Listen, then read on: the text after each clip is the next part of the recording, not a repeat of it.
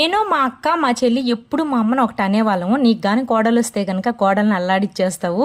అసలు ఒక్కరోజు కూడా నీ దగ్గర కాపురం చేసి వెళ్ళిపోదు అని చెప్పనేసి మా అమ్మని కామెంట్ చేసేవాళ్ళం. మా అమ్మ అసలు ఏం పట్టించుకునేది కాదు. ఇప్పుడున్న జనరేషన్ అత్తలు ఎలా ఉన్నారంటే ఎప్పుడెప్పుడు పనంతా కోడల మీద అనేసి ఏదో ఒక సాకులు చెప్పి పడుకుందామని ఆలోచిస్తుంటారు. ఈ మాటలతో అయితే చాలా మంది అత్తలు కోపం వస్తుంది. అమ్మ కొంచెం సేపు కూడా ఖాళీగా ఉండదు అనమాట. ఏదో ఒకటి చేసుకుంటా ఉంటుంది అనమాట. హెమ్మింగ్ అనో లేకపోతే ఇంట్లో పనను ఏదో ఒకటి చాలా కష్టపడే తత్వం అనమాట.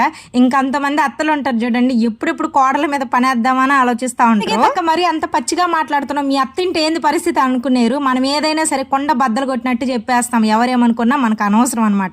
ఉన్నది ఉన్నట్టే చెప్పడం. ఇళ్లలో కూడా ఇలాంటి అత్తలు ఉన్నారేమో ఒకసారి కామెంట్ చేసేసుకోండి. ఇకపోతే మా చెల్లెల పాప అయితే ఒక హాఫ్ అవర్ నుంచి ఆడుస్తా ఉంది. ఇంకొక రకమైన జడ కావాలంటే మా చెల్లికేమో అది కుదరట్లేదు. పట్టుకొని దగ్గరికి తీసుకొని చెప్పాను, వీడియో తీస్తున్నావు ఏడవాక, అందరు నేను షేమ్ అంటారు షేని అంటే, సరే పెదమ్మ ఏడవనని చెప్పింది పాపం. ఇది వీడియో పిచ్చిదండి.